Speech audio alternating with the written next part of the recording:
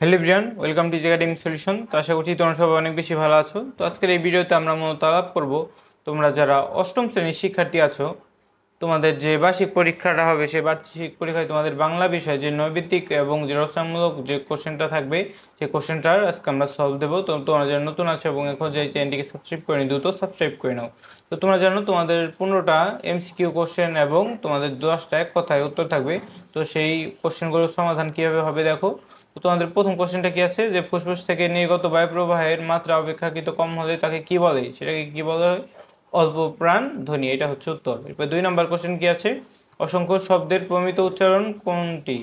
অ তালি বসয়কার ও তারপরে ক্ষয়কার অসংখ্য। ঠিক আছে, অসংখ্য। এরপরে কি আছে, রোজ সকালে রনির ছোট ভাই জনি টেবিলে বসে বই পড়ে। তো বাক্যে বিধেয় সম্প্রসারণ কোনটি? রোজ সকালে টেবিলে বসে। চারে আছে কি যে স্বাদ হলো তরকারির স্বাদ চেয়ে দেখি। যে বাক্যে দাগাঙ্কিত শব্দগুলোকে কি বলে? এটা হবে কি সমুচ্চারিত ভিন্নার্থক শব্দ। স্বাদ, তারপরে যে স্বাদ, এই দুইটা কিন্তু দুইটা উচ্চারণ কিন্তু একই রকম, কিন্তু এটা কিন্তু ভিন্নার্থক শব্দ, অর্থ ভিন্ন। স্বাদ মানে ইচ্ছা হলো, আর স্বাদ মানে যে তার যে কিরকম ওইটা যে টেস্ট ওইটা। আচ্ছা, কি কীট প্রত্যয়ের উদাহরণ আছে নিচের কোনটি? মিশুক। এরপরে 6 নম্বরে কি আছে যে অধিবাসী, অধিবাসী শব্দের অধি উপসর্গটি কোন অর্থ দ্যোতনা প্রকাশ করে? এটা হচ্ছে কি মধ্যে। এরপর আছে কি সাথে যে অঘোষ অল্পপ্রাণ ধ্বনি কোনটি? প। 8 আছে কি যে মানি সর্বনাম ব্যবহৃত হয়েছে নিচের কোন বাক্যে? আপনি অপারেশনে অংশ নিয়েছেন। এরপরে দেখো কি আছে, এই মানিটা আসলে কোথায় থেকে? আপনি, আপনি, আপনি, এইখানে মানিটা আছে। এরপর কি আছে, শহর, গ্রাম, রাজনীতি, অর্থনীতি, সমাজ, সংস্কৃতি শব্দগুলো কবিতানের বর্ণক্রম অনুসারে সাজালে কি হবে? অর্থাৎ এখানে বর্ণক্রম অনুযায়ী মানে যে অক্ষর অনুযায়ী থাকবে, যেমন প্রথমে কি সরায়, তারপরে কি সরায়া, এইভাবে যে অক্ষরগুলো আছে সেই অনুযায়ী শব্দগুলোকে সাজাতে হবে। তো প্রথমে অর্থনীতি থাকবে, তারপরে গ্রাম, তারপরে রাজনীতি, তারপরে শহর, সংস্কৃতি, সমাজ। আমাদের গ নাম্বারটা হবে কি উত্তর। ঠিক আছে, তোমরা এই সিকোয়েন্সটা একটু খেয়াল রাখবে। এরপরে 10-এ কি আছে যে জীবের ডগা খানিকটা প্রসারিত হয়ে শক্ত তালুক আছে বায়ুপথে বাধা সৃষ্টি করে যে ধ্বনি উৎপন্ন করে তাকে কি বলে? তালব্য ধ্বনি। এরপরে কি আছে, যে জগতে হয় সে বেশি যার হাতে যুক্ত ভুরি ভুরি রাজার হস্ত করে সমস্ত কাঙালির ধন চুরি। এখানে যে 11টা আছে, 11 নম্বরে যে চরণদ্বয়ের যোগ গল্পে যে ভাবের প্রতিফলন ঘটেছে, এখানে কোন ভাবটা প্রতিফলন ঘটেছে? প্রতি যে প্রভাবশালীদের শোষণ এবং দরিদ্রদের অধিকার হরণ, অর্থাৎ 1 ও 3।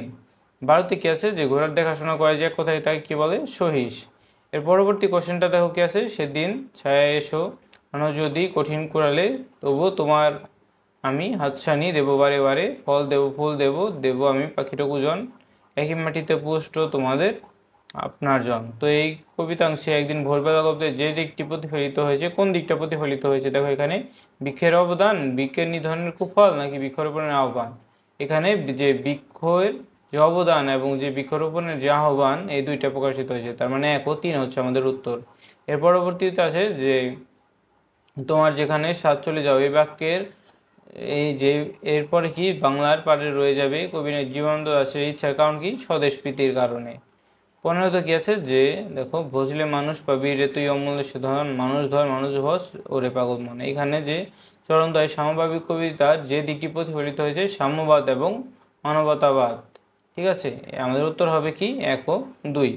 তো আমাদের মানব প্রেমটা এখানে কিন্তু প্রকাশিত হয়েছে। আমরা কিন্তু এই যে এটা না দিয়ে কিন্তু আমাদের এটা আমরা উত্তর লিখতে পারি ঘ নাম্বারটা। এরপরে দেখো 16 থেকে 25 পর্যন্ত আমাদের জন্য কিছু এক কথায় উত্তর আছে। এই কোশ্চেনগুলোর উত্তর আমাদের এক কথায় লিখতে হবে। তো চলো আমরা দেখে নেই এগুলোর এক কথায় উত্তর আমরা কীভাবে করতে পারি। তো প্রথম কোশ্চেনটা দেখো কি আছে যে যে রাখাইলা যে রইয়া গেল না ঘোরাও উক্তিটিতে ভাষার কোন রীতি ব্যবহৃত হয়েছে? আমাদের এই উত্তরটা কি করতে হবে? এটা আমাদের যে 16 যে আছে এই 16টা আমাদের উত্তর করতে হবে। এটার উত্তর দেখো কি হবে? উত্তর হবে যে আমাদের যে এখানে উত্তরটা আমাদের দেয়া আছে, দেখো উত্তরটা হবে আমাদের যে অপ্রমিত রীতি, আঞ্চলিক রীতি বা কথ্য রীতি। এরপরে দেখো আমাদের পরবর্তী কোশ্চেনটা কি আছে যে ধ্বনি বৈশিষ্ট্য অনুযায়ী ফ ধ্বনিটির নাম কি? তো ফ ধ্বনিটির নাম দেখো কি হবে? অঘোষ মহাপ্রাণ ধ্বনি। এরপরে দেখো 18তে কি আছে যে সৌন্দর্য শব্দের প্রকৃতি প্রত্যয় লেখো। তো সৌন্দর্য শব্দের প্রকৃতি প্রত্যয় দেখো 18তে দেওয়া আছে কি সুন্দর, তারপরে ইয়, তারপরে বা অ। এরপরে দেখো কি আছে 19-এ আমাদের 19 নাম্বার কোশ্চেনটা কি আছে যে মনস্থির শব্দের প্রমিত উচ্চারণ লেখো। এটার উত্তর আমরা কিভাবে লিখতে পারি দেখো যে মনস্থির, এটা হবে আমাদের উত্তর। এবার 20 নাম্বার কোশ্চেনটা কি আছে যে চতুর্ভুজ শব্দের সঠিক বাক্য ব্যাস বাক্য কি? তো এটা সঠিক বাক্য দেখো কি, চার ভুজ যে ক্ষেত্রের। এরপরে কি আছে 21-এ, যে সাম্যবাদী কবিতার শেষ চরণটি লেখো।